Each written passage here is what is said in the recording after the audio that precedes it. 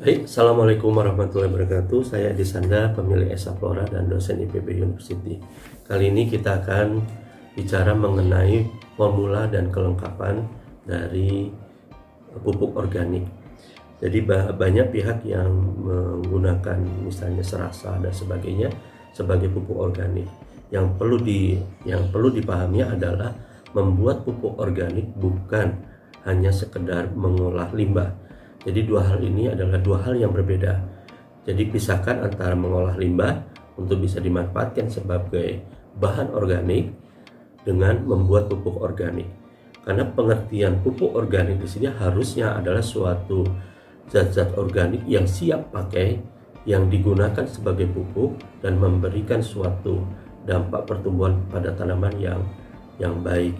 Nah, oleh sebab itulah kategori pupuk tadi ini juga menyangkut kelengkapan dan juga proporsional. Nah, terkait dengan kelengkapan tadi itu sebagai contoh misalnya tidak cukup hanya sekedar mengolah limbah misalnya serasah, dedaunan dan sebagainya.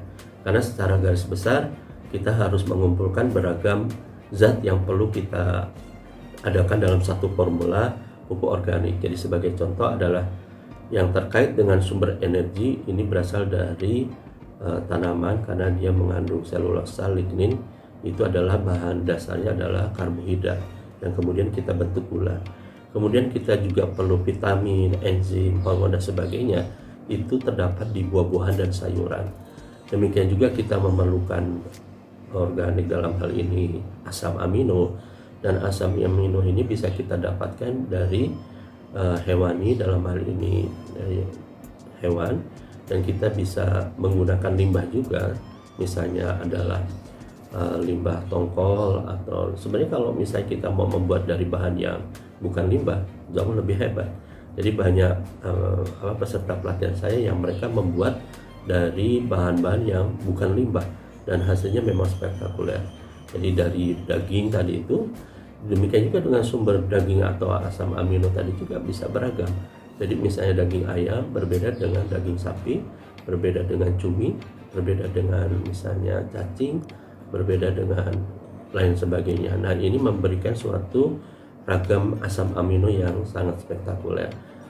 Demikian juga dengan ketersediaan bahan-bahan organik yang masih banyak belum kita ketahui, ini masih sangat penting. Jadi tadi itu sudah ada sumber energi, jadi serasa pohon, tanaman, kemudian kita memerlukan vitamin dan sebagainya itu dari sayuran dan buah, kemudian kita memerlukan sumber asam amino tadi itu dari hewani. Kalau tumbuhan ada beberapa jenis tumbuhan yang dia mengandung protein yang tinggi, seperti misalnya ada sekarang misalnya jengkol, pete, terus juga yang lagi rame sekarang itu ya saya lupa itu. Nah, itu yang dari nabati tadi itu prinsipnya harus kita penuhi. Nah, kemudian yang berikutnya adalah asam lemak. Nah, asam lemak ini bisa kita ambilkan dari limbah jeroan hewan. Jadi ketersediaan semuanya tadi menjadi lengkap. Demikian juga yang harus kita perhatikan adalah bahwa semua bahan tadi itu wajib kita degradasi menjadi bahan yang siap pakai. Oke, terima kasih.